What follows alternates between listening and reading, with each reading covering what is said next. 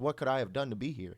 I mean, that was, and then while healing myself, it was what did I do? What did I do?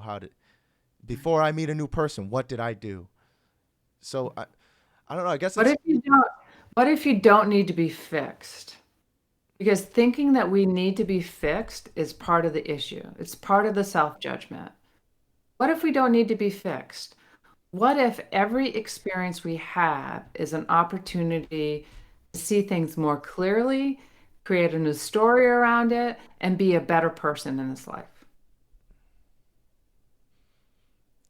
Where are you undervaluing you? Shit, I could tell you where's go ahead, Kevin. Where am I? I think you're undervaluating your level of resiliency. I think you're undervaluating your level of wisdom at a young age and perspective and appreciation for things that are not permanent, i.e., life itself and relationships and shit. I think that you don't give yourself enough credit for what you've been through and what you can go with through now. I think you can go through anything, dude. And I like to hear that like you think there's something wrong with you. It's like I don't think there's anything wrong with you, dude. I think that whatever happened happened and you can make it through anything now. Just like your and too like your ability to uplift others. I wouldn't be here if it wasn't for you. Like there's been times where I'm just like, fuck, bro. Like shit's just sucking, but like even at the worst, I'm going through with Trevor. And I don't think you really appreciate how much you help other people or how much people look up to you and think, he could do it. And I can't. I'm sorry. I mean, I'm sorry. Yeah. no. I'm Don't sorry. It be takes a lot to get me to cry, bro. But like for real though, like you're such a light in so many people's lives. And I don't think you really appreciate that. Not like, you Yeah, need to appreciate it, but like that it is what it is, yeah. Sorry. I would say all those are pretty accurate. Those are all the It's yeah. not Those are all the appreciated. things that I think is like wrong. At least What's wrong? What's wrong though? I think it's because I have an idea of who I want to be, and I know. I don't know. I don't want to say I know either because I don't really know. Like I have an idea of who I want to be, and I know if I don't take the actions to be that person, then I'm wrong. Like you're But what capable of if you're not? a lot. What if you're not? So Yeah. What so if let's I'm not just wrong? let's go a little further on that, Trevor. Is that you're projecting into the future who you want to be in the future. How can you be the best person you can be in this very moment? What are you doing right now? What are you doing? You're holding, the two of you are holding a podcast with a grief expert that you're sharing through the world. Well, whether there's one person who watches this video or a million people, you are changing the world by showing up and being your vulnerable self here. You're teaching people through experience that it's okay to be pushed a little on a podcast. It's okay to be vulnerable. I've got stories that would make your hair turn, like curl your hair. And I'm okay. What do you want to know? I'll tell you, because I don't really care what people think of me anymore. I'm in the space now that I actually love myself and all the experiences I've had, even the ones that I judged myself over years and years and years that I've done. Today, I'm like, if I didn't experience that, I wouldn't be the person I am today for myself or the people I work with. And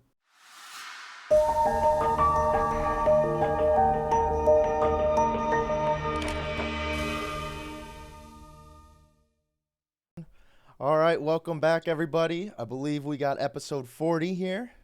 Very excited. We got a really good guest. Very fortunate to have her on. Thanks for responding. Um, Kathleen, how you doing today? I'm great, Trevor. Thank you. How about you? I'm doing good. Very good. Just beautiful sunny day over here in Florida, so can't complain too much. Kev, how you doing, man? How's the weather over I'm there? nice and overcast. So no, I'm really good, dude. I didn't think about it till just now, but like episode 40. I remember like when we were on episode 4. I'm like, oh, I don't think we're gonna get to 10, and now we're at 40. So appreciate everyone sticking with us. A lot of big things to come. So how are you though, Trevor? Congratulations. Yeah, thank you, thank you. It's exciting, and we talked about it a little bit last time. But even, I mean, for me and Kevin, each guest we have, we are so excited to talk to the guest and get into the guest pass, and learn about the guest. And then after the show, the guest will say thank you. We're like, no, thank you, because our goal is to learn about everybody. So we can't do it without the guests. So before we start, we'll say thank you. I guess this time, switch it up. Yeah, we'll just say thank you all together. Thank Yeah, you. everybody, And thanks thank for you. listening. Yeah. Thank you's out of the way. But I guess we'll just start a little bit of your background so everyone knows kind of what we're getting into here. It is going to be a deeper episode. That's what me and Kevin shoot for. So just be prepared, everyone listening. Mentally, it's going to be a little tougher. But yeah, I guess just start where you grew up. You said Vermont. How'd you like it? I loved Vermont. I was there for my entire life up until about 4 years ago. So Vermont has been very good to me in many ways. And I've also experienced a few things that I got to learn from. Nice, nice. All right. Yeah. And you just visited everywhere. You just went to Ecuador, Costa Rica, and all that. Started traveling. How's that compared to Vermont? I loved it. I host retreats for parents who've lost children, or globally, I host retreats for people who have lost children. And so I did 2 retreats in Costa Rica and one in Ecuador. And the difference for me in Ecuador is that where I was staying in the area I was in, they live in a very conscious way. And so they don't even move a rock without asking the spirit of the rock if it's okay to move it. And so they live in a very conscious way. And you come back to America, which I love, no complaints at all. We live in fear, depression, anxiety, and the energy becomes very heavy. And so it was a huge transition. 6 weeks, in South America and Costa Rica was very different than coming back here. It took me a while to integrate, for sure. I'm going to ask just because me and Kevin, 6 weeks is kind of close to what we had. I mean, 8 weeks. About 80 days is kind of almost the cap. 80 to 90 days is the cap of when we went overseas. How long, like if you could kind of point a specific out, how long did it take you to get back to the American way? Like just kind of back into American, like you're here now mentally. Yeah, it took me about 10 days and I live a very conscious life as well. I do, practices, and we'll get into how I live my life now, today, versus how I used to. But I don't get involved in the fear and the anxiety and all the hype around what's happening in the world. And so it took me about 10 days to 2 weeks I bet you I could have counted on one hand how many times I left my house in that 10 days. Now, I will tell you that I sat in plant medicine probably six times, the times that I was gone. And that helps you open up to see new stories around the experiences you've had. So I was really processing a lot of stuff that popped up. And yeah, so it took a little while to get back into it. Nature is huge for me. So when I'm in nature, I tend to be able to release a lot of the other energies that surround us, because we're all connected. We're all energy. The desk in front of you is energy. The microphone that's in front of you is energy. It's just more dense. And so when you come back to America and you're feeling that heaviness of that fear and that, depression and anxiety, you can feel it. Even if a person shows up with a smile on their face, you can feel the energy that they're holding. And so to come back to America and feel that, I was like, hell no. It was I'll just palpable in when my, you got my apartment. Go when you ahead. got back? It was like palpable. You could you could feel the kind of angst in the air. Heaviness is real here. There's a lot of heaviness. We talked about it before we got on air. You have school shootings, you have the news that people get entrenched in. What you're watching, what you're listening to, what you say to yourself affects your energy. It affects your ability to show up. And so when you're living in the fear of what's out there, what other people are doing, it affects your ability to show up in the light that you are. So yes, I could definitely feel it. Why do you think America is so heavy? I mean, and other than the countries at war, we might be one of like the heaviest to deal with when living. Other than like the countries at civil war with themselves and the countries that we may be at war with, we seem like the most fearful and the most. Maybe it's because we're all in America so much, so I'm paying attention to all the Americans. But even looking around, like you said, it's palpable. You could see all the sadness and the fear in everybody. Why America? Is it's you know Well, I think it's a complex issue, so I couldn't say I'm not going to just point to one thing. It's a complex issue no matter where you are. Um, but one of the things is marketing and keeping up with the Joneses and wanting more. There's been programs societally that, it's the land of the free, and you want the American dream of having the house, having, this big car, beautiful car, and then having more. So it's material. And so you get caught up in the news, and news is selling. Their job is to sell, to get as many viewers as they can. So what do they focus on? They focus on the things that are more challenging. They don't talk about all the good that's going on. What people talk about is how bad is the weather? My life sucks. My kids, whatever. Like they get involved in the negative.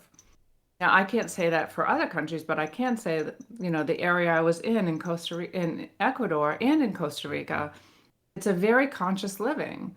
Like they are in the moment and they don't get caught up in having more.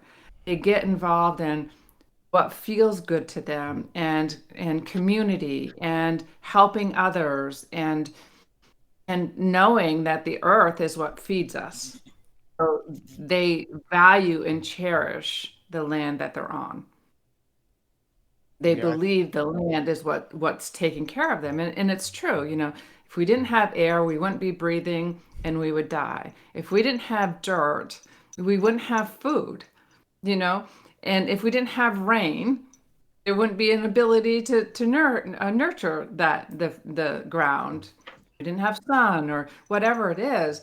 So when we start to talk about, our mental health and how we deal with issues directly, we have to go within and we have to really connect. We don't have to.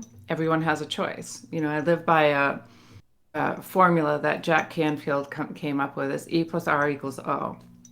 There's the events in our lives. The E is the events that occur in our life.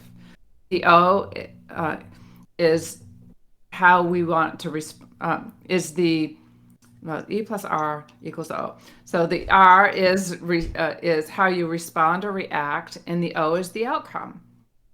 So the only thing that you have control over in that formula is your response or your reaction, which creates how you live your life.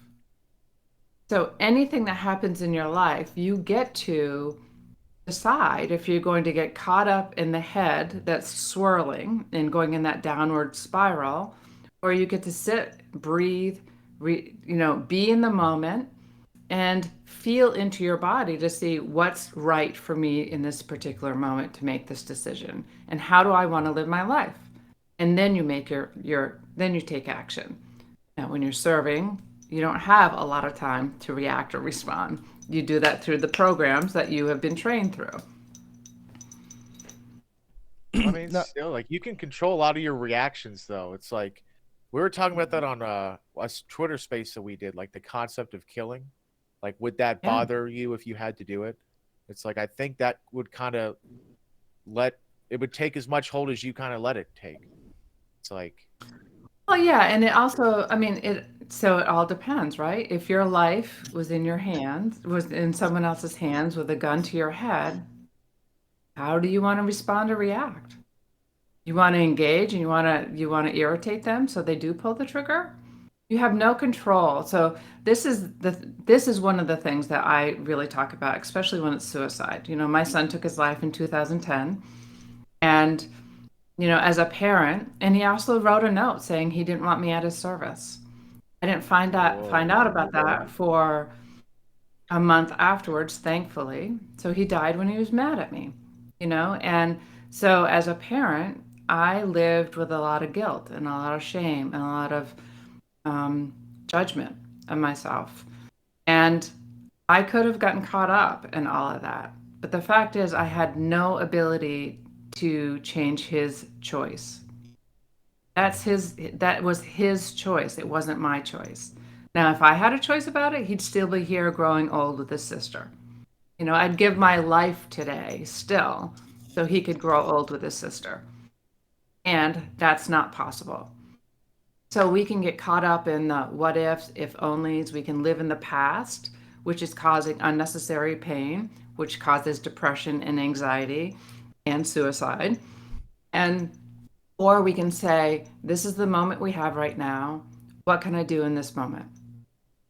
This is what I have. How can I respond or react to that? And what I chose to do is step into my healing journey deeply and intensely, so where I could be here to help share that with others. What what is the first step to your healing journey? Because a lot of people on the conscious side of things, or the people more self-aware, say they'd much rather be more self-aware, which is hard. That's one of the hardest things to do, than keep living, in this kind of state of just motions instead of self-consciousness. And it would be almost easier to go back to living how we did, because it's hard to deal with all this stuff that we haven't dealt with. And you mentioned, I want to say in the bio you gave us to put on our website, that you're a grief specialist. Well, how do you start it? How do you begin the journey there? Because that's the hardest step. I mean, in any field, starting to play a sport, starting a podcast, the start is always the hardest. So what did you run into a time? For me, my journey, it started when I held the gun to my head, and I called the other person, and they were like, dude, what are you doing? Like, I can't believe you're doing this. If you do this, I don't know where I'm going to be. And then I had to put my gun down. So that's the moment where I was like, okay, no, I have to start. There's something inside of me that I have to deal with. Is there any one moment that you could think of? Yeah, I can. About 3 months after my son took his life, I was laying on his grave. I was a CEO. I worked for the governor. I was a legislator. I had owned a business before. I was for most of my adult life, society would see me as a successful person, woman. The fact is, I was broken. My heart was shattered.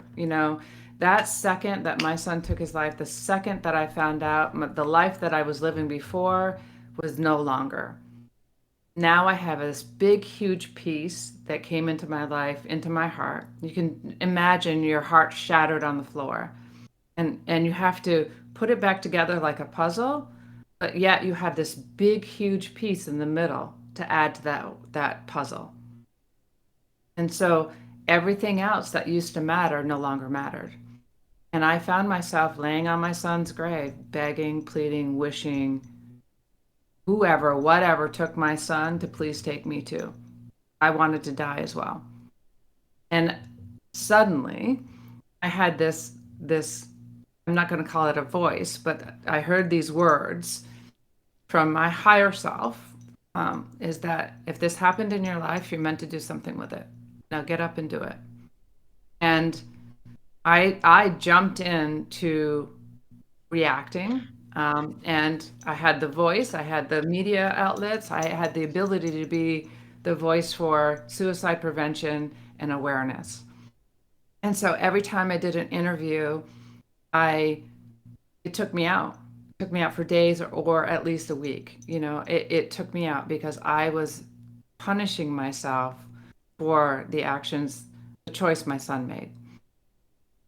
And I just want to say, anybody who's considering and taking their lives, I want you to know that it's going to touch more than 136 people. There was a recent study that was done in Canada, in a university, that said every suicide that happens, it touches at least 136 people. Now, put yourself in my shoes. I was a public figure for most of my adult life. And you think about how many people it touched in that way. It touched my employees, it touched my board members, it touched the legislators, it touched the governor, it touched my daughter, her friends, my friends, their family, my son's friends, their family, that it continues to expand.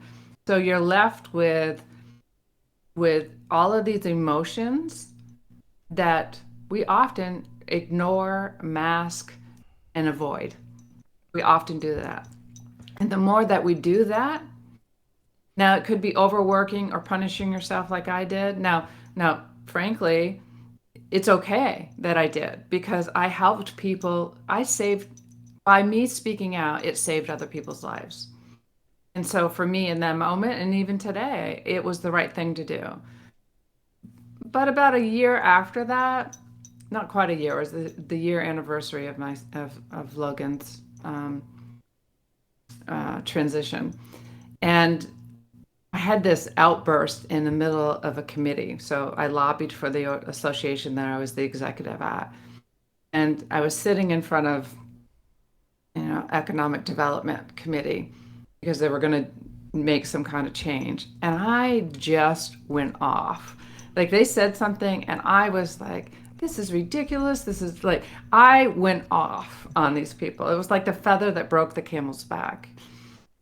I was so angry with what happened with me that I was lashing out at others. And I knew in that moment that I needed to go get help, that I needed to start to deal with my own self-punishment. And so I started to go through cognitive thought therapy. That was my first step. Well, that wasn't my first step. I used mediums. I did energy healing. Like, I did everything I could to try to work through and connect with my son, say, I'm sorry. I love you. Please forgive me. Like all this stuff. And every time I went to a different medium, matter of fact, a medium is how I found out that my son had written a note, because the note was hidden from me. And so there are different means or different avenues that we can use, we can take. When I work with my clients, I often tell them, these are the things I can share with you and what worked for me. Let me help you. I guide them through it. I'm a master coach as well. So I'm not only coaching them, but I'm also a master healer. So I help them work through the emotions that are trapped in their body. Because while their heart wants something different, their head's saying and their body's saying that they're programmed, that the program is that they've done something wrong. So you have to go into your body and find where you're holding this guilt from earlier times in your life, and how you're responding to life based on your earlier experiences. I'm going to say another thing, and then I'll let you jump in. We're programmed. Yeah, we're programmed from 0 to 8 years old how we're going to react or respond to life. So whatever occurred in your life between 0 and 8, you start to react to life based on that. So I'll use me as an example. My grandfather touched me inappropriately at 18 months old. My father was an abusive alcoholic. My birth father was an abusive alcoholic. And so as a program, the program I had was I had to live in fear to create safety. So I was always on guard on what's happening. So I'm always trying to manage my life. So I had the program that I wasn't worthy of love. I had the program that I wasn't lovable. I was unworthy. And I continued to create those experiences in my life. So I've been married 3 times. I've joined 3 different religions. I kept seeking on the outside to prove that I was worthy. And let me just say that I didn't only seek that, I also sought success. So every step that I took to be better, to look better, to be accepted on the outside was never enough. So even as a legislator, I was elected 4 different times. I worked for the governor for 7 years as a housing and transportation and homeless director for the Agency of Human Services.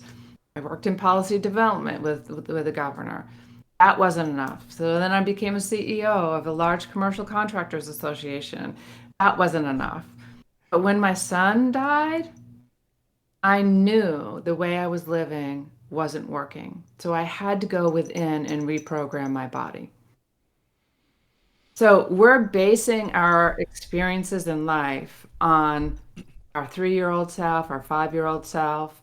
Our 5-year-old is directing how we respond to our life until it's not, until we become aware that we can go in and create a new story because there's more information in every experience I've had. My father shot at me, or shot at us when we were, I don't know, 4 or 5. It kind of all came together. It's all. And when my mother was trying to protect us, she put my sister and my mother. My sister's 3 years older than me. They got in the bathtub, closed the bathroom door. They brought in the bathroom. They got in the bathtub. My mother put me, because I was the smallest, but I didn't know that at the time, between the toilet and the wall. And so in that moment, I felt, what about me? I'm abandoned. I'm not worthy to be protected. At that very young age, there was a program that I'm not good enough to be saved. That absolutely was not the case. As I went in with this program that I use with people, this process that I use with people, I was able to reprogram that experience. And my mother did the best she could with all that she had to protect us all.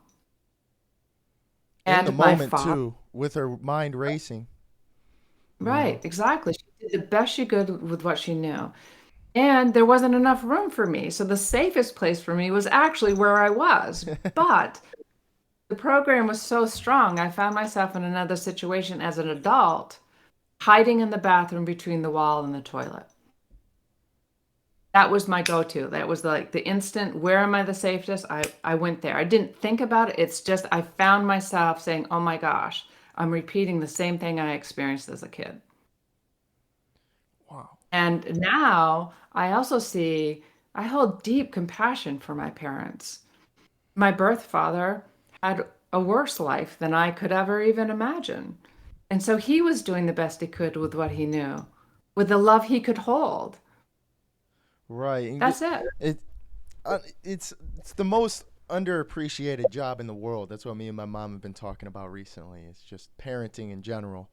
Um, you're supposed to be there. The kid has the idea is you are here to protect me until I'm 18, and you have that idea all the way until you're 18. So you think, why is my dad not protecting me? Why not? Why not? Why not? Why not?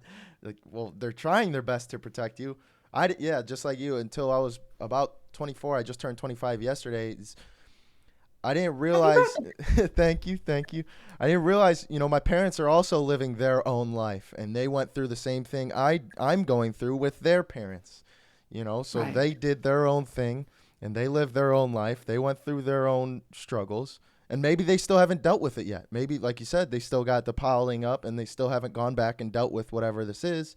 Back then, it was work until it goes away. So, that Right. generation is known for that, and it just took me a while to really realize, our parents are also people and they are trying their best. They're especially, I could look back on all my experiences, just like you're saying, and see, no, my mom and dad have always been doing what's best for me. What they thought in the moment is what's best for me. Yeah. And as a kid, it's hard to think that way when you have bad things happen to you. It's, bad things happen. You don't know how to deal with it. First one to blame is the parents because they're supposed to save you from all the bad things. Yeah, and there's generational trauma, Trevor, that we carry. So, in the indigenous community and the plant medicines, and also there's been science that shows that we're carrying 7 generations back and we project 7 generations forward. So all of the trauma and the experiences that your parents went through that they didn't deal with, or your grandparents went through that they didn't deal with, or your great grandparents, and you go down the line, anything that they experienced in their life that they didn't create a new story around, you're carrying in your soul.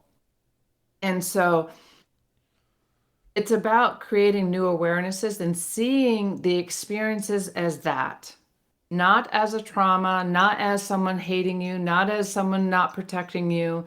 It's seeing it as there are experiences here that are teaching moments for us. They're teaching moments.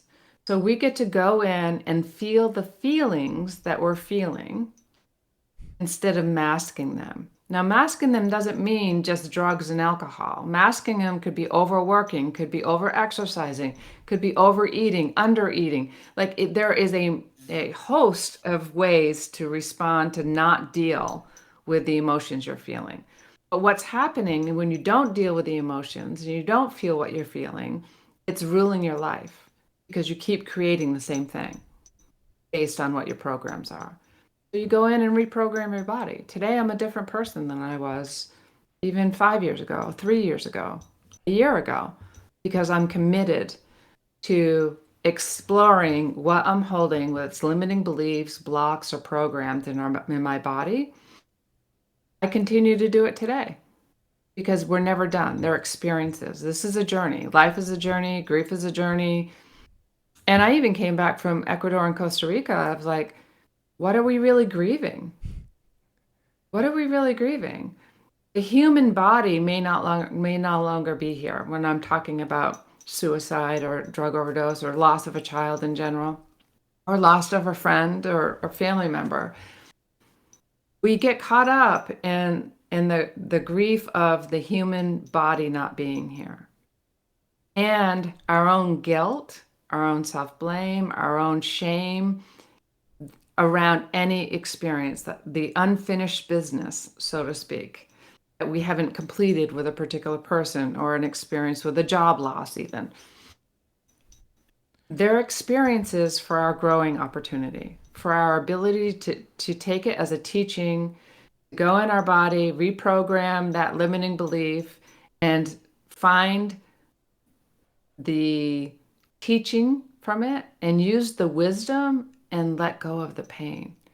Now, it's not a mind thing, it's a body thing, it's a heart thing. You're bringing your mind and your heart together versus just always operating in your head. Because So your head keeps you safe, your heart keeps you in flow. I wanted to ask, sorry about your son is all I can really say about that. But was there a point after he took his own life where it kind of started to look up? Maybe like you said, I can make something positive out of this. I don't have to hate myself. Well, my intention, when I was laying on the grave, was to make something, to help others with it. So the positive started from that. However, the positive, I would say I was the wounded healer, so to speak, that I was still living my wounds and trying to heal from there, trying to help others from there. And instead of focusing on others, I brought it back to me and saying, I need to work through whatever's here inside me so I can show up even better, show up more as a light in this world. So I think it was progress, Kevin. Yeah, I wanted to ask, because when I was going through the suicidal ideations, I Mhm. I didn't call my mom or dad, and I don't know why. I still have no reason. Even now I'm like, why wouldn't I? Like now where I'm at now, I'm like, this, it'd be completely outlandish not to call them. Why do you think there's such a big disconnect between the parent and the kid? And especially in a subject like that, you think it just makes so much logical sense. That'd be the first person you call when you go through something. So whatever it is, when you're going through something bad or you're thinking of doing something like that, why is there such a big disconnect there? What? Well, what I'm sensing and what I've heard from the clients that most kids don't reach out to their parents. I will say that from the clients that I've worked with, most kids don't reach out to their parents.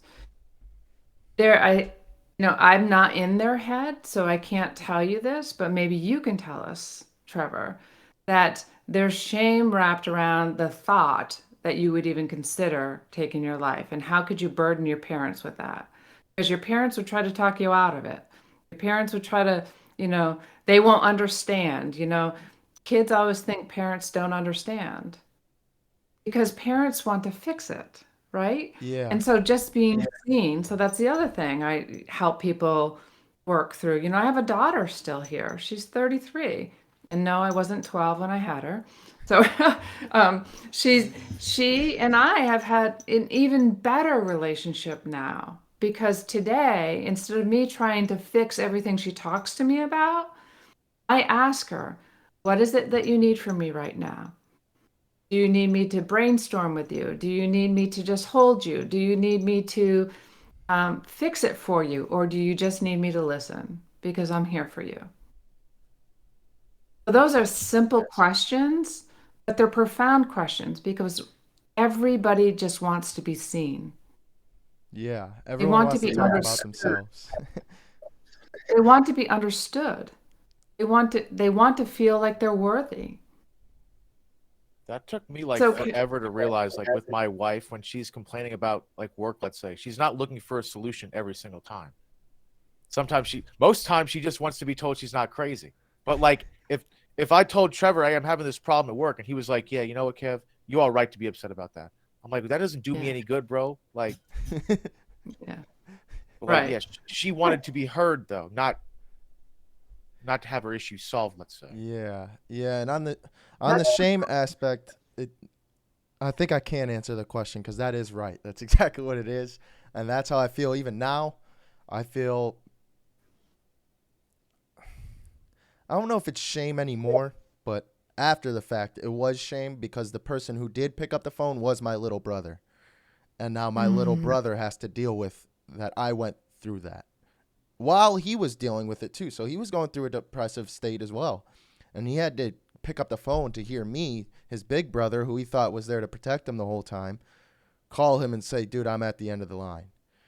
And now, yeah. even still now, it kind of hurts me because as I always see him as the little kid, the little brother that I should be Yeah. protecting. And now like you said, I've placed this burden on him. And I almost don't even want to use the word burden because it's not.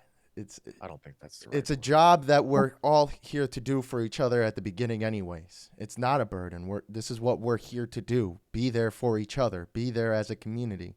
And it's not a burden. You're here to save my life. I don't know how that's a burden, It's and he like a doesn't see it that charge way almost. either. So Right. I don't know. Maybe that's just the way the mind messes with you. And it is the mind. Yep. It is the mind, Trevor. The mind is projecting on you that you have a choice. You can make a decision for someone else. So let's just talk about that. Your brother picked up the phone. What an honor for him to know that he saved your life. He helped you to put that gun down. He helped you. So what an honor for your younger brother to be able to be there for you. So just holding him in that love and compassion and appreciating him for that and being forever grateful for that because being in this human body is a gift. It's a gift.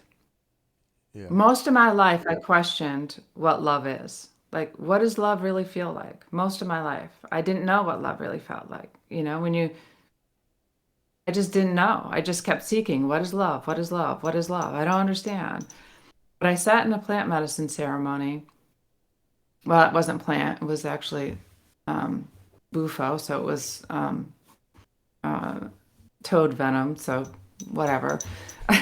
But we can talk about medicines, the plant medicines, and how they help. But I had the experience of like love is like the infinite. It's infinity of light and peace and joy. And when you're in that experience, you realize that as a being, I am lucky to be here to be able to share that light with others. And the only way I can be here and share that light with others is in this human body. And so honoring the human body and being like, yeah, these are experiences. We came here to have experiences. We came here to release the ancestral pain that we're carrying, the generational pain that we're carrying. And I want to remind you of what I said earlier, 7 generations forward. So everything that you reprogram in your body, mind, and soul, you're reprogramming it for anybody 7 years forward. So any work that I do for myself, I'm also clearing it for my daughter. She's no longer carrying it. I'm also clearing it for my ancestors. They're no longer carrying it. So I've seen a shift in my relationships with my mom and my adopted dad and my sister. My sister I didn't speak with for years. I really projected a lot of blame and shame and judgment toward her because she was choosing the path of what she knew. So the path of what she knew was the abuse. She received abuse most of her life. She really didn't love herself. Yeah, I was passing judgment on her because I was like, "Hey, if I'm doing all this, you can too." Which Yeah. is that's so crazy when we stop and think about it. Because if someone else is feeling shame or unworthiness, me projecting judgment onto her only causes more of that. So today, I can just love my parents and my sister, my family, just for who they are. I don't have to, just because I make choices doesn't mean someone else has to make the same choices. It's their journey. How we show up in their journey matters. So if you're carrying guilt for calling and your brother picking up, then he's feeling that. So you get to go in and say, you know, there's a reason why the higher power, source, God, whatever you want to call, all that is, I like he what you there's said earlier. What was it? Your higher self. Yeah. yeah, I think that's a good way of yeah, putting it. There was a reason my higher self said, this person, call this person. This person will yeah, answer, and I think a lot of people would benefit from calling it their higher self instead of a God figure. You know, right. I totally agree. yeah. Yeah. Yeah, And your brother's higher self said, "I'll pick up the phone." that He could have been watching a movie and ignoring it. He could have been, in the middle of something and just not been there, not been available. But uh, the infinite intelligence had him pick up that phone. I mean, yeah, you could almost look at that like us, Trevor. Like we tell each other all of our problems, right? And it's like, Yeah. do we burden each other with that, with those struggles? It's like, I think it's almost the opposite. Like to me, it's not a burden where Trevor tells me that like I helped him out. Like to me, it's almost a privilege to Yeah. be That's able how to I help see you what like I that. That's how I see my job. That's how I love what I do because what I do is to create a space that's safe and compassionate with zero judgment on anything someone tells me. I've been through just about everything that someone has told me, just about everything, with the exception of a few things. But um, yeah, and even if I haven't, I know it's their journey. And by creating space that's safe to allow people talk about it. And so some people are verbal processors, some people are silent processors. I'm a verbal processor. So when I call up a friend and say, listen, I have this, like I'm being triggered right now. Like there's something going on here and I need to talk it out. Will you create the space for me so I can just talk it out? And I can come up with my own solutions just by talking it out. yeah. Yeah, just having So someone by to you talk to. creating, yeah, creating space, it's about community. It's creating space for people And I think, and yeah, accepting them for just who they are. when people are vulnerable with each other, I think that's such a powerful kind of thing. Like it's such a Yeah. show, like you're placing all of your trust in that person when you're vulnerable with them. So like when my parents are vulnerable with me and they say, I didn't make enough. My dad, like he didn't make enough money, he thought, so therefore he's a failure. And I'm like, dude, that's like, I felt like honored to hear that because I could reassure him, like, you're a great dad. You were there for me for everything. And that I think is such a powerful tool for older Mhm. people, especially, is being vulnerable with those younger than you and sharing your struggles with them. Yeah. It's interesting you brought that up, Kev, because um, uh, November, I think it was, my mom fell again. She's in her 80s, and she'd fallen twice in 1 year and broke some bones. And I just had this feeling like she's not going to have much time left. And so I flew to Vermont. I'm on the West Coast. Like I'm as far west as you can get, and they're almost as far east as you can get. So I flew there for a weekend. And my intention was to ask her about her life, to free her, to let her speak whatever her experiences were. So I asked her questions like, what was the best thing that's ever occurred to you in your life? What was the hardest thing? Tell me about that. What are you most proud of? What's the thing that you're most ashamed of? You know, asking the questions to free her from it. And it was a weekend, so it was intense for me to go and explore this without projecting my belief on whether she was going to leave this earth or not. My intention was to go and create safe and compassionate space for my mother to be able to talk about where she is. And by the end of the weekend, we were sitting at the table and she said, she calls me Kathy, but she's like, Kathy, I need to ask you a question. I said, what is that? And she goes, will you tell me if you came here because you just wanted to visit or if you came here because you know that I don't have much longer to live?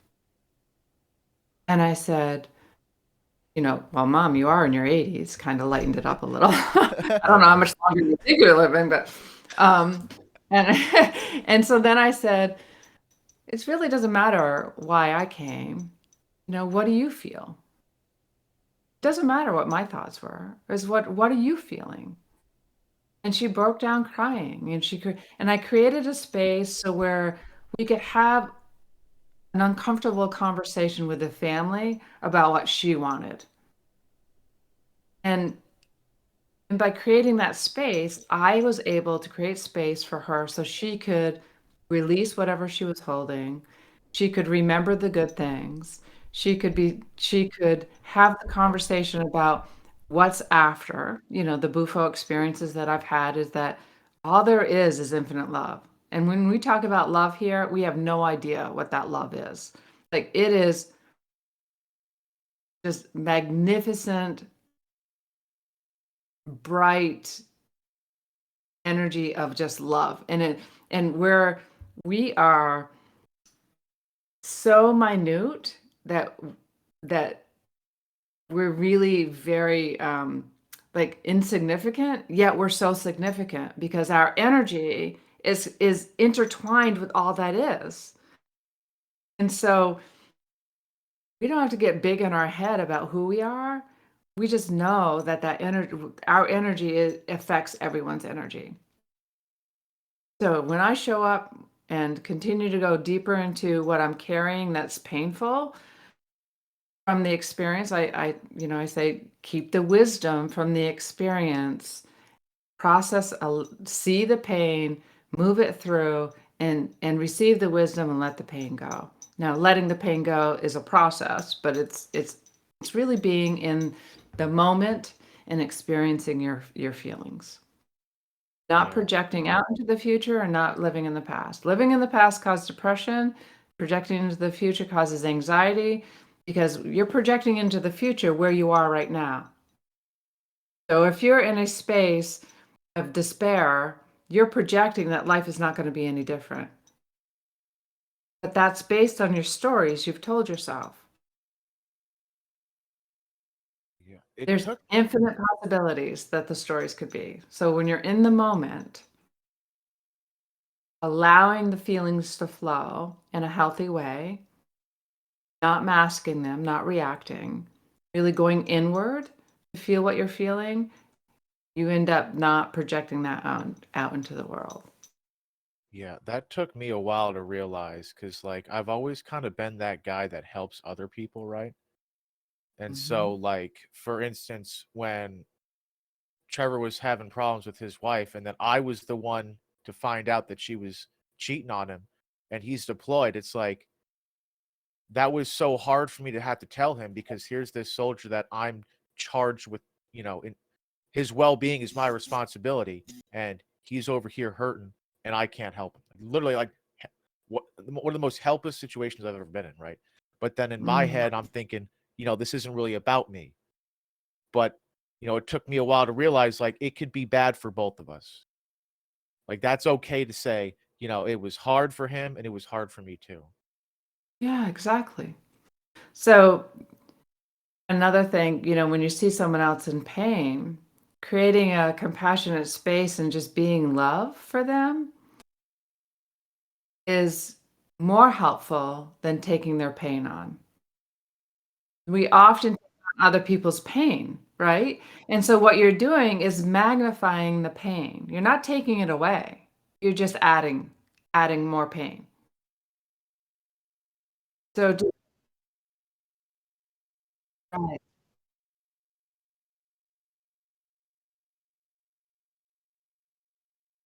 right.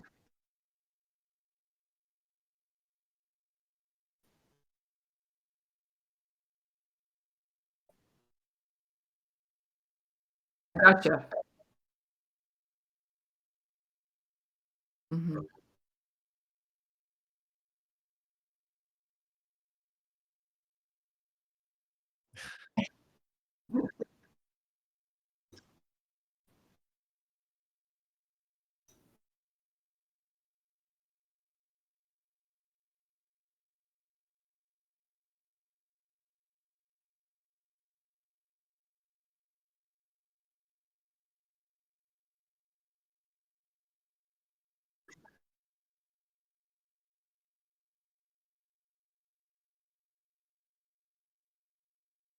Yeah,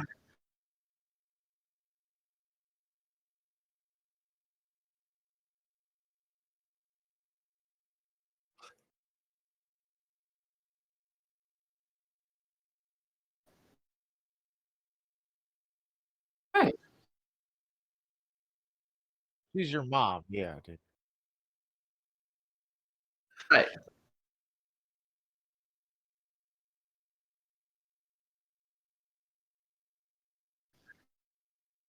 right. Yeah, like my thought, like,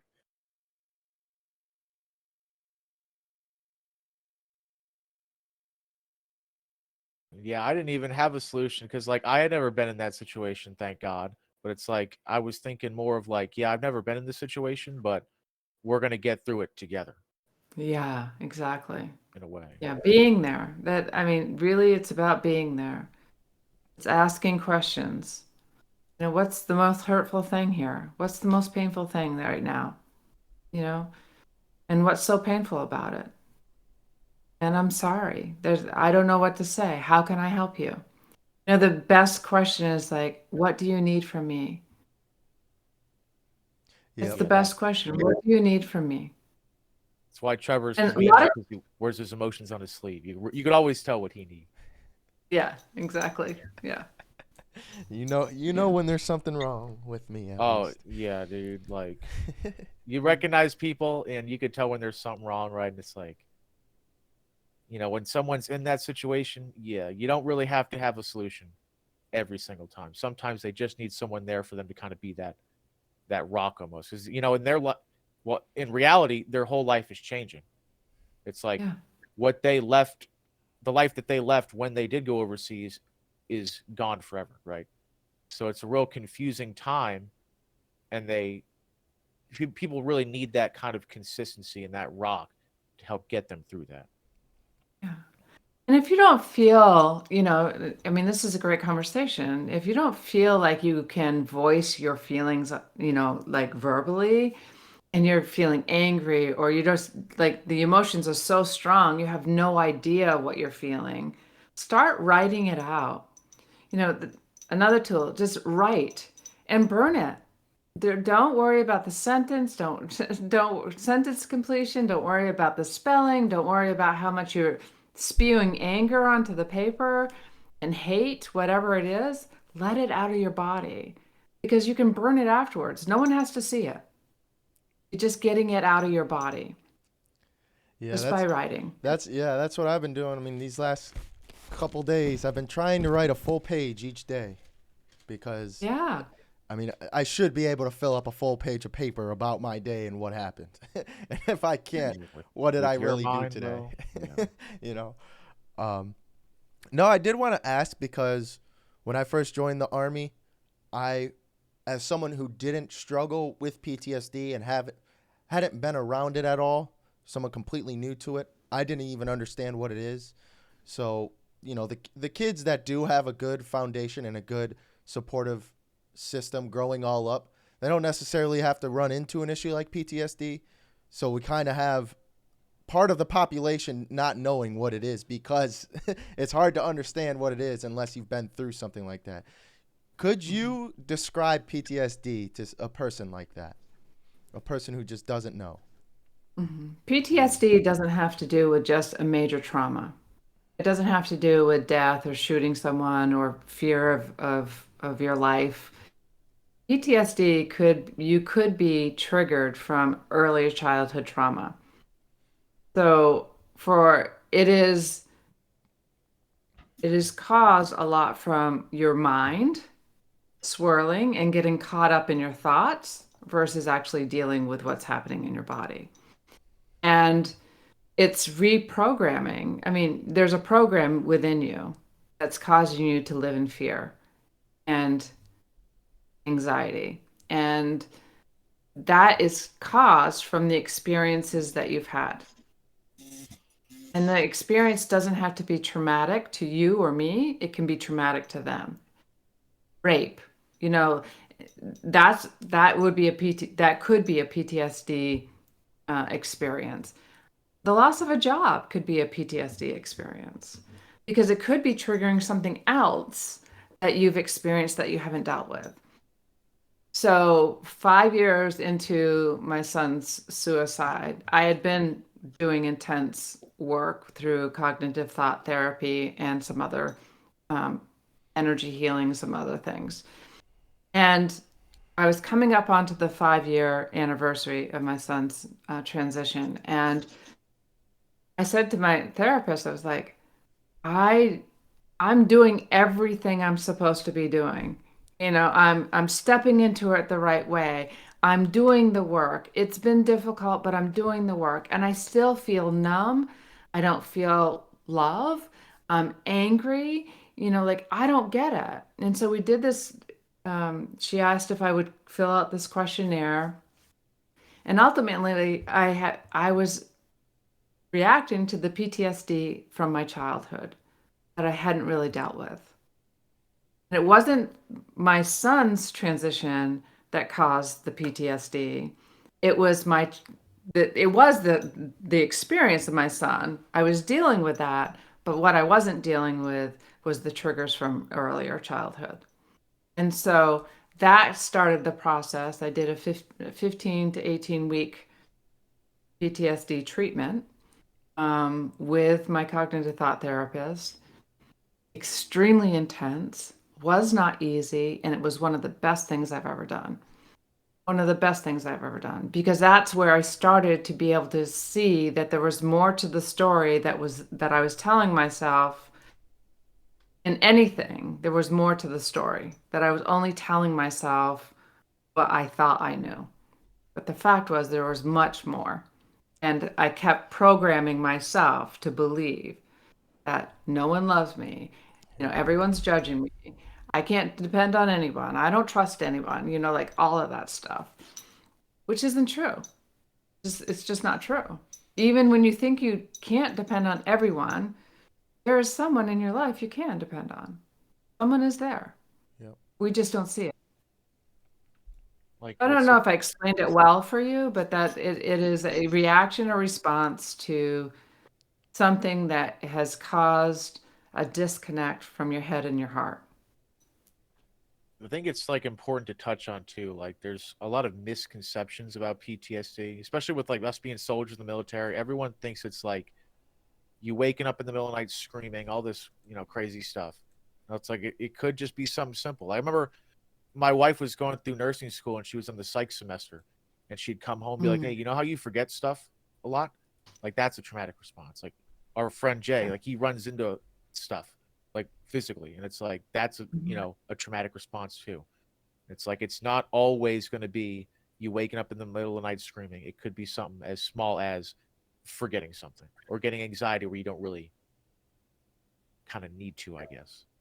Right. And it can also be a lifelong process. I was 44 when my son transitioned. No, was I 44? 2010. This is 13. Yes, I was 44. um, and it was it was after that, it was 5 years after. So I was 49 years old before I realized I was reacting. I was in that PTSD response. So my response throughout my life was to seek others for approval, other love, to be accepted, to be loved. I was continuing to seek that because I wanted to create safety in my life. But what I was doing is I was choosing people in my life that couldn't be there because I wasn't there for myself. Because Yeah. I was experiencing the fact my response or reaction in life was always being on the outlook. I could walk into a room and I could tell you instantly that shit was going to go down. The second things started to go south, I knew before anyone else knew because I was on guard. I was always on guard. So I tried to fix it before it actually happened. That's a Mm, big thing So to that's a do. Yeah. PTSD response. Like I do that a lot. anticipating situation. Well, we were at the movies yesterday, me and my wife, and I thought, like, we were before the movie started. I'm like, bro, if someone were shooting this thing up, what would I do? And I was like, oh, I read through the whole situation in my head. Like, I pull my wife down, then like I'm crawling over the aisle. It's like that's not really a normal thought process to have when I'm going to see The Big Lebowski. Yeah.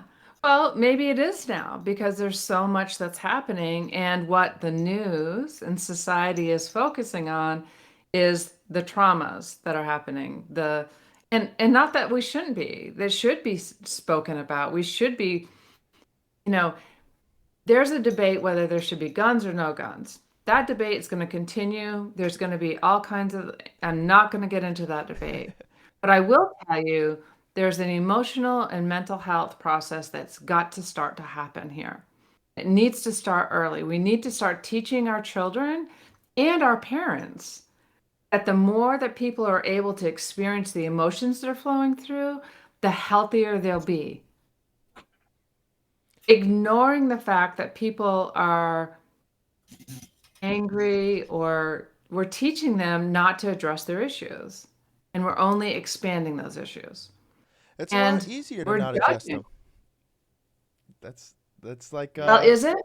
yeah, Is it? exactly. Yeah. In the short term, I mean, Because listen, if I had addressed my issues early on, I wouldn't have been married 3 times. Yeah, You know, that's where I'm at I too. would have, Yeah. I would have joined 3 different religions, searching for outside approval. It's really working within and knowing that we are all divine light, all of us. And we get to choose whether we want to live in that light or continue to cause pain for ourselves, the unnecessary suffering. So we get to choose that. So, yeah, is it hard in the moment? Listen, going through ayahuasca ceremonies, over 30 ayahuasca ceremonies, I can tell you, puking and, you know, purging from every orifice of your body and seeing things that could be pretty dark is not fun. But I can tell you, it's an opportunity to create new stories and to see things differently. And that's no longer stuck in my body. So the life I live today is amazing. It's not perfect. No one's life is perfect. Yeah. I have challenges too. Like I said, I didn't leave my house for close to 10 days after my coming back from Ecuador. But I also know my body. I also know what's happening, and I allow things to happen for me. Like my body is guiding me. My heart is guiding me now. It's not my head. No, Yeah. smart enough, and I use my intellect for sure. And I continue to study. Yet that's not the ruler. My heart's the ruler. If I have this gut feeling not to do something, I don't do it. But if I have this gut feeling to do something, if I get a thought in my head and I know it's guidance, I'm doing it. Even if I don't know how it's going to happen, I'm doing it because I know I'm being guided by my higher power, my higher self. You want to go into a little bit more into the ayahuasca and plant medicine? I'm curious about your experiences. Yeah, I'd be happy to. So, I've sat with ayahuasca, iboga, combo, they call it, combo, bufo, uh, psilocybin, cannabis. I've sat in all of those in a ceremonial process. Now, I'm not going to advocate, and I don't advocate for recreational in any of this. It's not recreational. I have a deep reverence for what the medicines can do for us. And, some people can't. If you're schizophrenic or bipolar, you have some of those issues, really check to see if it's right for you. And for me, plant medicine called me. Ayahuasca was the first medicine that called me. I was sitting in a training with Jack Canfield. For those of you who don't know, he's the one that wrote, the 100+ books of Chicken Soup for the Soul.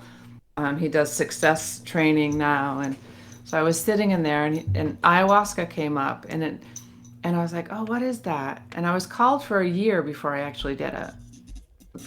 Because once I looked it up, I was like, hell no, I'm not doing that. You're seeing visions and you're puking and, again, orifices, everything. Like you have no control over what's happening. You're shaking, you're crying, you're like, yeah, you're sweating, you're cold. It's all kinds of purging that's happening. You're crying, you're yawning. Your purge could be yawns as well. It can be anything. But what ayahuasca did for me was it helped me to see where I was blocking my own life. My first ayahuasca journey, the journey I had, I was frozen. Like I couldn't move. And I felt like I was frozen in a closet, knowing that someone was going to sexually abuse me. And Whoa. there was this freeze of if I move, they're going to see. If I breathe, they're going to see. Like it brought back the visions that I actually was trapping myself in. Wow. Okay. So once I was in it, and there's breathing processes. There's like they say go. If you have a choice to go into the unicorn over here or the dark door, you go into the dark door because that's what's trapping you. Yeah. Not the unicorn. Don't go for a ride on the unicorn. Go into the darker because that's what's causing the pain that you're in right now. And I was like, oh my gosh, I have control of my body. I can move it. No one's here right now. And so it was like purging that experience from my body That's insane. and reprogram that I'm living in fear of being sexually abused. My younger kid was ruling my life today because I still had that trapped in my body. But by going through that experience, it was no longer because I could reprogram that fear, that I didn't have to live in that fear. And every ceremony of every medicine is different for everybody. Not one is ever the same. But I will tell you that the plant medicines have made a significant difference in my life. Yeah. When I take psilocybin, it's not. I mean, I don't do it with a therapist or anything. I know I should, but we'll get there when we get there. But I do feel, like you said, it's almost like I have chills the whole time. Like just negative energy coming off my body at all times. My hair sticking up. I can almost feel it just kind of coming. Whether I'm doing it consciously or not, I feel in my body the whole time. like stuff almost lifting from it. It's hard to Do describe you, if you've never done it before. well, do you go and so one of the things that I do is that anytime I microdose as well. Um, and I live in Oregon, so it's legal. Uh, and so maybe I shouldn't have said that, but anyways, the microdosing, I always go in with an intention. I always say, please bring me what is in the highest and best for me. Show me what I need or you want me to know. And that's a ceremonial process. So it goes back to the conscious living I was talking about in Ecuador. Oh, Huachuma, that was the other thing. San Pedro. I did 2 ceremonies of San Pedro in Ecuador. And with that, it is, I see it as an experience for me, for information, for how to proceed with my business, how to proceed with relationships, like, friends, family. But I also see it as an opportunity to explore what's hidden inside me. That's So if yeah, it's that's coming, my it's biggest coming thing. up to go. If it's coming up, it's coming up to go. That was one of my teachers, Jennifer Huff, who, again, another thing that I love speaking. If it's coming up, it's coming up to go. So, I had an experience, one of my co-hosts and which is a very good friend of mine, um, in Costa Rica, there was some tension. She had something that triggered her. She went back into her old patterns, and I had an intolerance to her old patterns. Let's just say my ability, and I can see, like I have an intuitive ability, and I can see what she's going through, but she couldn't see it. So it was hard for me to be able to not say, come on, wake up here. This is what's happening. Can't you see you're in your old pattern? Like there was like, as a friend. But I didn't do that. I just stepped back and let her have her process. But I was irritated by it. I was triggered by it. And I also knew if I was triggered by her response or her reaction, there's something inside me that I get to work through. Yep. Oh. Her journey is her journey, not mine. So we had this really deep conversation. It was 2.5 hours on Zoom just about a week ago, talking about her reaction, my reaction, how it affected us. Like we were able to have a very vulnerable, compassionate, deep conversation that could have been very uncomfortable. But instead of being uncomfortable, we saw it as growth opportunity for both of us, a teaching moment for each of us. And we came to the conclusions like, oh my gosh, I've been single for 5 years. I have not dated I haven't dated since 2017. So, it's almost 6 years now. And that was intentional because I wanted to go in. If I continue to choose the people that I chose, that's me. That's on me, not them. They're not bad. They're not wrong. But it didn't work. So why keep repeating that? What's happening here? That's exactly. Something's wrong Yep. When I here. went divorced, that's exactly what went through my head was what the hell? Who did I choose? Like what? If I did this once, I could definitely do it again. So I need to Right. dive deep here. And people thought I was crazy for 8 months, like to a year. I was doing not much at all, but sitting at home diving deep, just trying to Yeah. like, how the hell did I end up here? Like, how? Yeah.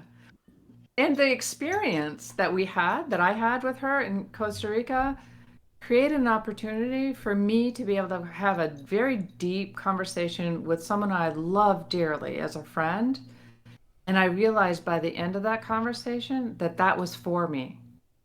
That conversation was for me as well, because what that taught me is that I could have conversations with people I love and not have to worry about them abandoning me or me changing how I feel because I want to project what I think they're going to do. Yeah, or keep them around. Yeah. Or be fearful that I'm wrong and they're right, or Yeah. like there was no judgment. It was just a conversation. So it created the opening for me to know that when I do get into a love partnership, that I'm going to be able to have those conversations. And if they choose to leave, that's their choice because they're not meant for me to begin with. If we can't have those deeper conversations and I can be vulnerable with my partner without feeling like I'm going to be judged or criticized or, made wrong, you can have different opinions. But you don't have to be wrong. So it created an opportunity for me to be able to say, okay, I am safe. Have deeper conversations. I can do this. So, Yeah, yeah. it's funny you say it that way because that's exactly how I learned to love again. And I talked to it a little bit with my girlfriend. So when I moved home from the army, I didn't dive right into a relationship, but the first time I went out, I didn't go out and party or anything. The first time I did, I got with my girlfriend. Then we ended up moving in together, and now we ended up separating a little bit to not live together. Um, but when I first met her, for about 4 days probably, we were in her apartment, not where I was living, nothing, a new place for me, and I just told her pretty much everything that was wrong with me. A girl I just met, and here's all the stuff that's wrong with me. But after it, I was able to text her and say, "Hey, what do you want to do tomorrow?" And it was like she wasn't even phased, and she really Right. wanted to see me again. I'm like, "Well, what the hell? I just told you everything wrong with me, and I showed you pictures of what happened to me. You know everything right now of what is wrong. You don't know the good sides, but you know the bad sides. Why are you still here? And why are you sticking around?" But it taught me, because it taught me, and I asked myself those questions. I asked her the questions, and I could get the answer, but the actions speak louder than words, and it really taught me, like, wow, this is what it means to love someone. Like, you're able to talk about the vulnerability. You could open up, talk about everything that's wrong, not worry about, what they're going to think about me, or what they're going to think about who did what to me, because I don't want them to think my parents are bad because something like this happened to me. It was a shock. It was a shock for sure. It was opening me Yeah. up to love again because I was just abused. Yeah. Trevor, can I push you a little on something? Yeah, let's do it. Oh, hell yeah. Let's do it. um, so what if nothing's really wrong with you? What if what you've experienced, what you've been through that you're carrying are just opportunities for you to release your soul from the pain that you've experienced? What if there's nothing wrong with you? Hmm. Oh, Never thought about it that way. Yeah. I mean, not really about me, but I don't think there's anything wrong with you personally. Yeah, I Right. don't So know. the Yeah. point I'm trying to make is our words matter. So when we talk about ourselves like something's wrong with us or there's something bad about us, then you're telling yourself that you're not complete, that you're bad, that you know, you're wrong. Yeah. Yeah, no, I'm trying to think because I don't. And you're not. Yeah, You're not. I don't want to, because I don't know. I want to say that's almost why people thought I was crazy, because I went through what I went through. I'm like, guys, I'm fine. Like, dude, she cheated on you while you were overseas. I'm pretty sure I'm still fine though. Like, I don't feel Yeah. bad necessarily. It sucks. I'll tell you right now, the experience sucks. But I don't, like you said, I don't know. I never really felt like I was wrong. I guess at the What if end her when I cheating on started, you had like, nothing, what what's if that? her cheating on you? What if her cheating on you had nothing to do with you? I mean, no one What if heard. she didn't feel complete? What if Yeah. she didn't feel complete and she was just seeking what she needed? It had nothing to do with you. While you were married, and that is, not part of being like unless you have an agreement to be polygamous, like that's not how you have a co-creation. Yet that's my judgment. It's knowing that what she was missing inside, she was seeking from someone else. Right. It And I had think nothing. it just took me so long to figure that out. Yeah. It just Like it took me would have been so, like, anyone. I mean, the rest of the time I was overseas, I was thinking, like, what did I do? And then I didn't even want to believe it. To like, Kevin sent me the picture of the dude at my house at 6 a.m. on a Sunday, and I thought Kevin was lying to me.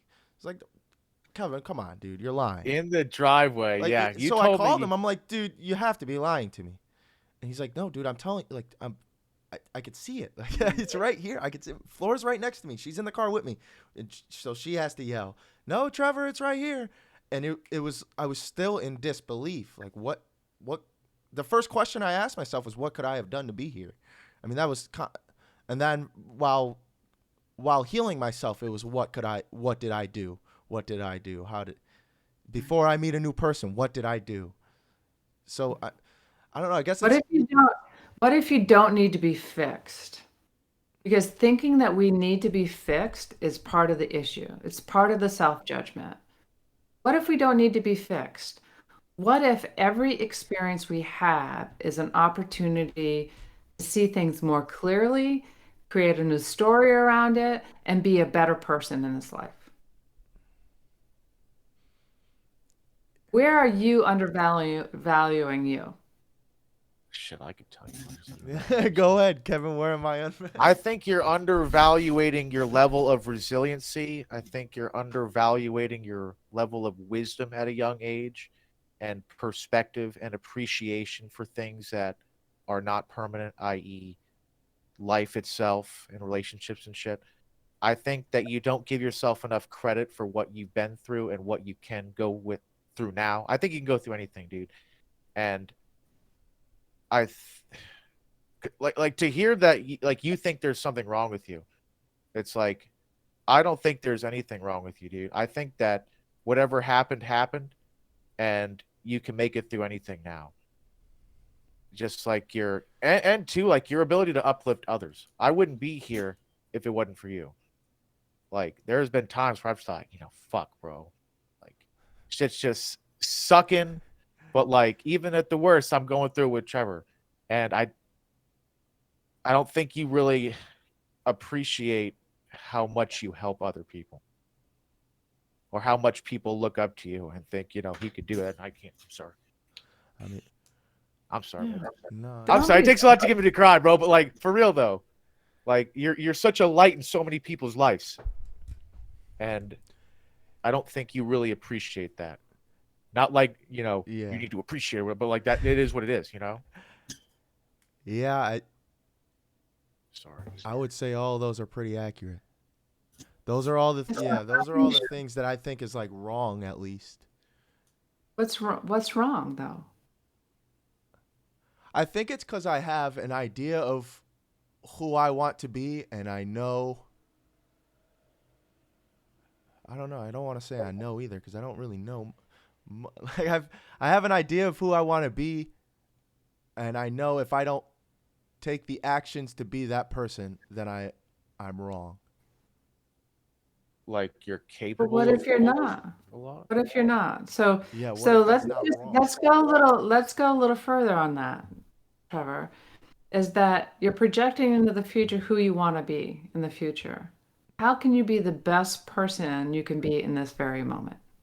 What are you doing right now? What are you doing? You're holding, the two of you are holding a podcast with a grief expert that you're sharing through the world. Well, whether there's one person who watches this video or a million people, you are changing the world by showing up and being your vulnerable self here. You're teaching people through experience that it's okay to be pushed a little on a podcast. It's okay to be vulnerable. I've got stories that would make your hair turn, like curl your hair. And I'm okay. What do you want to know? I'll tell you, because I don't really care what people think of me anymore. I'm in the space now that I actually love myself and all the experiences I've had, even the ones that I judged myself over years and years and years that I've done. Today, I'm like, if I didn't experience that, I wouldn't be the person I am today for myself or the people I work with. And I wouldn't be that person. that's what I tell myself a lot. Yeah, and I think that's why we started the podcast. I couldn't be doing the podcast without that experience. I'm very grateful for the experience. I think just I don't. It's like 10%. Like 10% is still dragging me down about it all, just because I know I went through it. and I didn't cause it, but I was there, and the experience. There's still experiences out there like it. So it's, I don't know. It's not fearful. It's just more I did it, and it feels like that it's a never-ending process to get better from that experience. Like I'm never done learning from the experience. So it's like a constant. Well, Like what there's if more. so what if you change the story around that? What if you change the story around that to say, this experience has given me the opportunity to continue along this journey to see what's coming up in the moment. So where I can work through that the best way I can and be a better person from it. And so I see my journey. So that's the way I used to look at my healing journey. It's like, when is this ever going to end? When is this ever going to end? Like, oh my God, there's so much shit that keeps coming up. It's like, how did that all stick inside me? Yet now I see it as like not a healing journey, it's a life's journey. Like every experience I have is an opportunity for me to continue to check in and be guided by my higher self versus my head telling me that society thinks this, that I shouldn't do that because this will happen. We're projecting into the future that we don't know. So why not create a future that's good versus creating the future of bad? Like Kev, you said it earlier. You went to a movie and you created this whole future of what would happen in your head. Like, if this happened, then this is what I'm going to do. And so your body went into this automatic response, like um, cortisone response of like, I got to be on guard Yeah. automatically. But instead of creating that scenario, okay, you've created it. Great. Thank you for protecting us. We've got that experience. Now, how can I enjoy this movie the best way I can? How can I just be present in this movie? Oh my gosh, I'm here with my wife. We get to see this movie. It's in the middle of the day. Who gets to do that? This is awesome. I don't know if it was in the middle of the day or not, but I mean, create the story that you want to live, not the story you don't want to live. Yeah, I mean that's kind of what I thought because it's almost like an intrusive thought, me thinking the worst thing is going to happen. But then after I thought that, I'm like, this is gonna, if I keep dwelling on this, it's gonna prevent me from actually enjoying this experience, right? So it's like then Right. I'm a very logical guy. Like odds are I'm just gonna enjoy this movie and that'll be it, right? So Yeah. then I was able to kind of like appreciate the moment. Like I'm here with my wife. We don't go on dates very often, so like that's a special thing. We're watching Right. The Big Lebowski, one of my favorite movies. Like this is a dope time, and I Yeah. should just kind of be here in the moment and appreciate it. Yeah. And so it's also not judging that you had the thought. So I want to make Oh, sure that we say that as well, is that, yeah, so I had that thought. Oh, thank you for letting me know that. And I'm not going to let you rule my life. yeah, I didn't really think about the thought really. I was like, well, I got a plan, That's about all I can do. If this is going to happen or it's not, I got a plan now, so really not more else to do on that now. There's also a process you can go in to your body and find where you're holding that automatic response and reprogram that, which is what I use with my clients as well. That'll have to be the next podcast we do. Yeah, no, it takes longer and yeah. Well, shit, let me ask you this then, kind of final question is, you use the word transition with your son, hmm and I think that's very deliberate. Why do you use that word? It is deliberate. And thank you for noticing, Kev. Because I don't believe any of us die. We are energy. Energy does not die. What is no longer is the physical presence. It's the human body that our soul is in. That's no longer. And so it could be that my son's soul was set free or transitioned into all that he is. It is releasing the package, and this is not an encouragement, the pain that's left behind with any death. When I say death, it's what society says. When anybody's Colloquial. leaving this earth, yeah, when anyone is leaving this earth, it is real and it is hard and it is a pain that is created from an experience. So then it just something that someone else has to go through. The 136 plus people who's touched by one suicide every day. And when you have, 16.8 vets dying every day, that's touching a lot of people on a daily basis by suicide alone.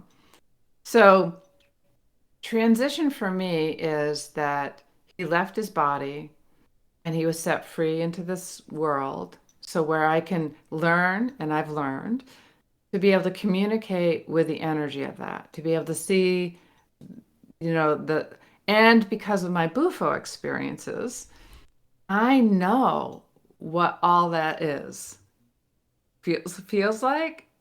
And I'm glad he's able to shine his light and help the millions of people that he helps by working with me and sharing my experience. So transition is deliberate for sure, because I don't believe we die. I wrote it down too. His name is Logan, you said? Yes. Yeah. Hope he's looking down on us now. Gotta believe he is. Yeah. Yes, he is. Yeah, thank you to him. Thank you to you. This will be a podcast I watch over and over. Oh my God. I can't help but feel that you're this, I don't know, it's a motherly figure for sure. And especially in my eyes, it definitely feels that way. It's nice to know that a random person's in my corner. Especially for the people that don't know there's people in their corner. It's very nice to have that feeling, especially through someone I've never met. So for that, I thank you. I thank your son as well and your family who has brought you here. It's been unbelievable. Thank you so much. Yeah. Thank you, Trevor. Yeah. And I love that you said that it's a motherly feeling, because at least 3 other clients that I can think of right off the top of my head said the space that you create is like a motherly love that's beyond any mothers that they have experienced. It's like a warmth, yeah. It's like, I don't know what, I couldn't put my finger on it, but like, I'm glad that you have it, because I think you could affect a lot of change. Yeah. And, I just want to say that I do have a program that's coming up. If people are listening, and, we're going to start in July. It's a 6-month program on dealing with going deeper, your rebirth of your grief. And at the end, we're going to Ecuador for a plant medicine ceremony retreat for a week. And there'll be other shamanic practices we'll be doing. So if you're interested in joining, it's an application process, because we need to know that you can actually participate in the plant medicines, that you're ready to jump into this, that you're committed to it. Like and it's a 6-month journey. So 7 months really with the plant medicine. So yeah. So just have all the reach out links down below. Yeah. Yeah, we'll put all the information down below. They'll be able to see your bio and description and everything on the website with the episode. So very thankful for that. Real quick, to end it on a lighter note, you said you were single. For the men out there watching, are you on the market then, so to speak, or no? Oh boy, you're really putting me on the spot. My face is gonna get red. Yo, we need more motherly love out there. Yeah, you made me cry. Yeah, let's. I am, and it has to be the right person. Like, I am not. It has to be someone who is who is committed to their journey of exploring what's limiting us, and yeah, that's it. All right, man, you come correct. Yeah, man. Tell her Mind Over Matter sent you. Yeah, Mind Over. Kevin and Trev sent you, dude. It's a perfect icebreaker. All right, great. Thank you. Well, thank you so much again, Kathleen, for coming on. This is, again, each episode gets better. I can't thank you enough. I'm happy to have you in our corner, happy to be in yours. So hopefully our cross paths, I have no doubt they will at some point again. Maybe when I start writing my book, I'll turn towards the number one, the international seller over here. go. Yeah. If someone has experienced any kind of grief, I've got a book called Shattered Together, A Mother's Journey from Grief to Belief. And there's little daily practices that is included in there. It's a self-help, practical and a little bit of a memoir. So it could be very useful for anyone. Link down below. So thank you again. And thank you for all that you've done and all that you've experienced, so where you can share with the world how much better life can be when you actually step into your own journey in a healthy way. Wow. Yes, ma'am. Well, thank you, and thank you to everyone listening. All the links will be in the description. Check her out, and support her as much as you support us. We'll catch you next time.